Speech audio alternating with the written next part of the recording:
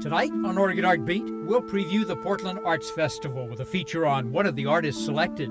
Jeff White's paintings explore life's spiritual journeys. Spring Helix is 4 young musicians from La Grande with diverse influences. We'll sample their bluegrass-flavored world music and learn why Shane Rogers is the hardest working person at the Oregon Shakespeare Festival. Oregon Art Beat is next.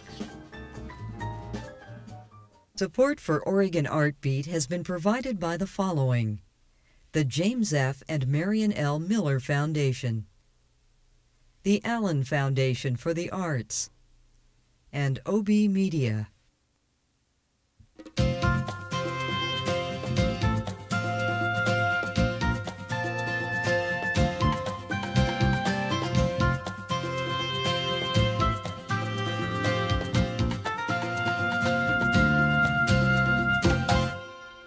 Good evening, I'm Jeff Douglas, and joining me as usual is Casey Cowan. And as usual, we have a half hour of wonderful artists to show you, starting with a little preview of a big art event coming up. Next weekend, you'll have an opportunity to see a wide spectrum of art at the Portland Arts Festival in downtown Portland. Everything from mixed media to oils and photography in nearly every price range, too. One artist there whose work we'd like to call your attention to is Jeff White. His landscapes are sold under the title Radiant Imagery, but there's more to appreciate than just beautiful colors in his art.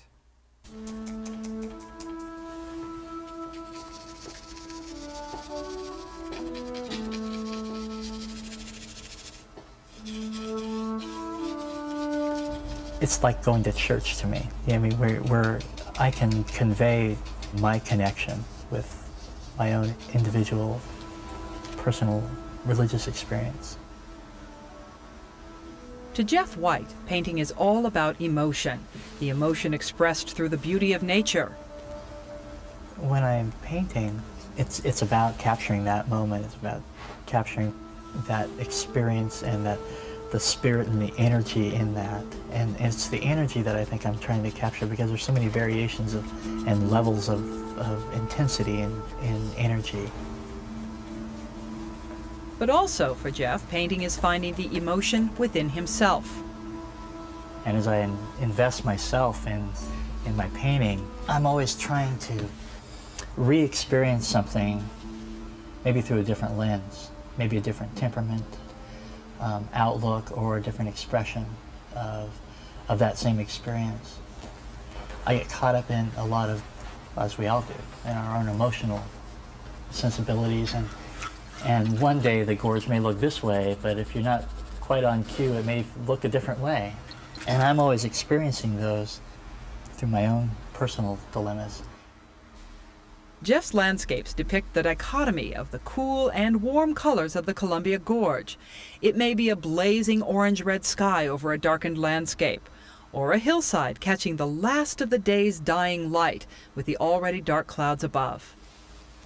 The temperature, I think, it's more expressionary of an inner temperature, or an inner warmth, you know, and I tend to express a lot of my inner tensions, or, you know, in warm colors. So I've always got this sort of juxtaposition between warms and cools.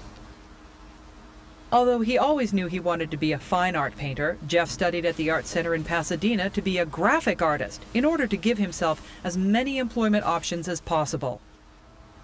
I really just sort of like opened up. I wanted to learn everything. Architecture, painting, drawing, some of the design work, some of the graphics work. I mean, I just really became a sponge and just learned as much as I could. Once back in Portland, he worked for a design firm doing illustration and concept sketches for museums and interpretive centers. This is Mary for the Lincoln Museum. But this is the bread and butter stuff. Jeff had more than enough work, but he was always doing what the clients wanted him to do. He didn't feel as artistically fulfilled as he wanted. But seeing a slash burn was the key to changing his life. We were coming back from Black Butte, and I realized that, you know, these really beautiful spaces that were all around are slowly disappearing. So back then I started thinking, you know, I'm just gonna start recording this in my own mind and on canvas what these places are like. And I started with the gorge. Now Jeff creates landscapes in both oil and pastel. He'll spend days in the gorge just observing the light, then come back to his studio in the heart of Portland's industrial zone and work. He never uses photographs because his goal isn't to recreate reality. No, I do that in my commercial work, and so I try to stay away from that in my personal work. I render things, and I don't mind doing that, but there's something missing every time you're being art directed to render something, to make it real. A camera can do that much better than I can do it. But a camera can't capture this spiritualness that is evocative through color and through a sense of mood.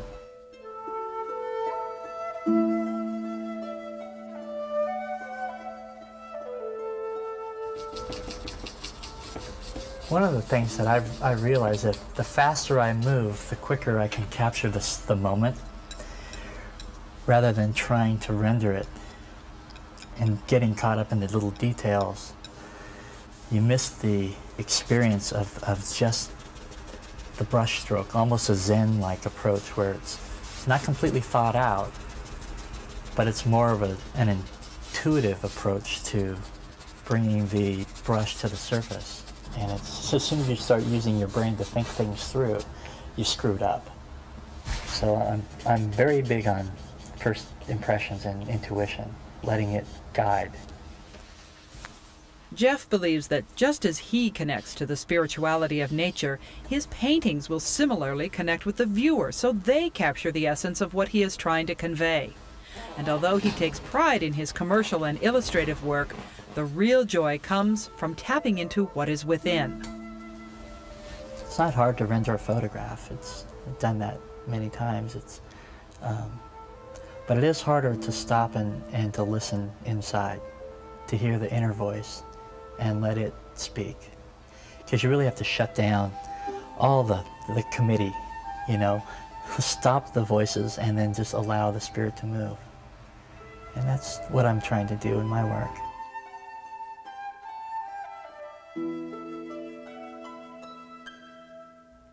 If you want to see more of Jeff's amazing landscapes, he will be at the Portland Arts Festival from June 18th through the 20th in the Portland Park blocks. He's also in several galleries, including the Beppu Gallery in Pacific City, the Lawrence Gallery in the Pearl District, and the Mary Lou Zeek Gallery in Salem. And if you want, you can also check out his website, jeffwhiteart.com. Casey and I often appear at various events around the state. We met the people in our next story when we were in Pendleton, thanking Art Beat supporters in that area.